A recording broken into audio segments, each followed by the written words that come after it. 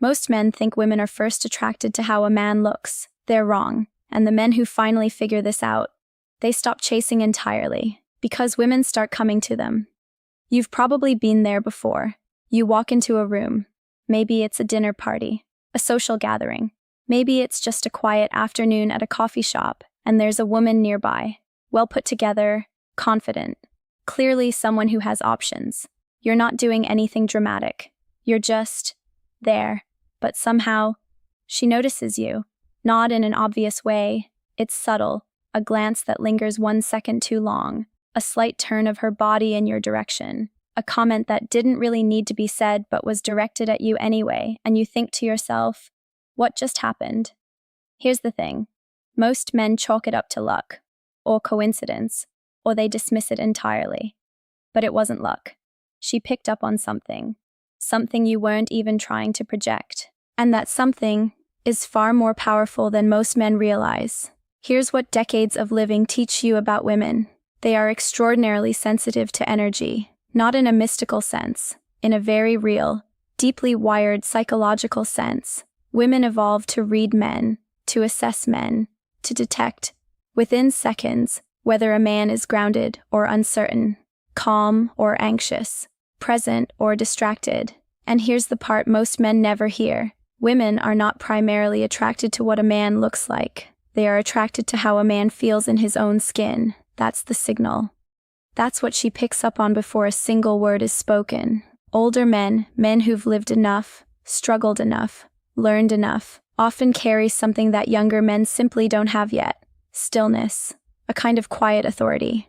Not arrogance, not performance, just a settled, unhurried presence that communicates, I know who I am. I don't need to prove it to anyone. And that is magnetic in ways most men never fully understand. Picture this. 2 men walk into the same room at a social gathering. The first man, late 30s, physically fit, immediately scans the room. He adjusts his posture when he spots an attractive woman. He speaks a little louder. He laughs a little harder. He's performing. And she sees it. She feels it.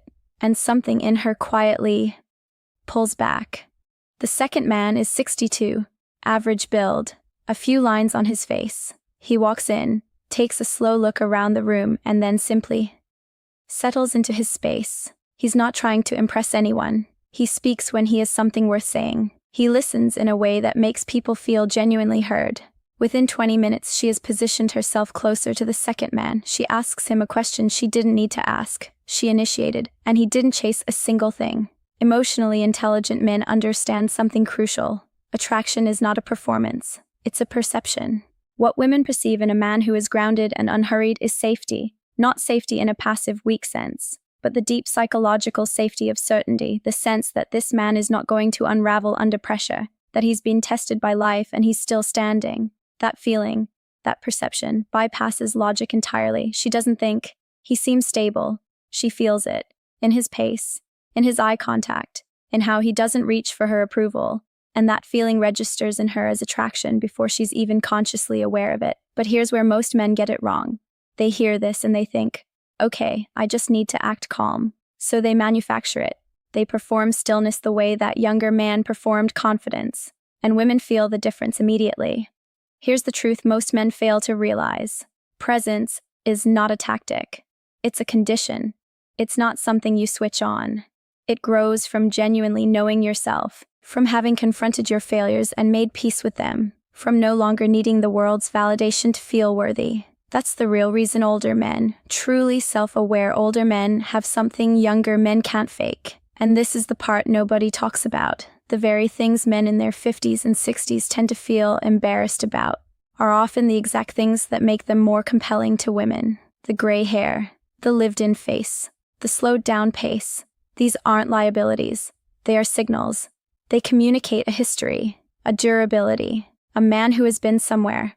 Women, particularly women who have moved past their own early years of drama and confusion, are not looking for intensity. They are looking for depth.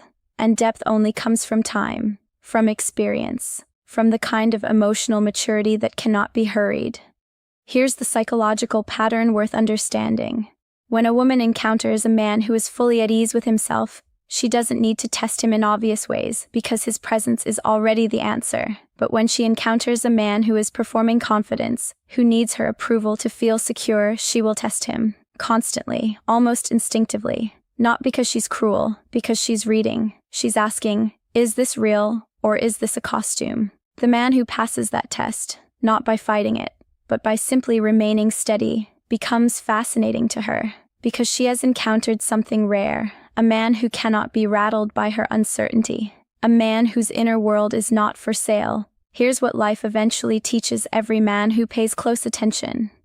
The greatest shift you can make in how women respond to you and how people respond to you is not a change to your appearance or your status. It's the quiet, unshakable decision to stop seeking permission to exist as you are.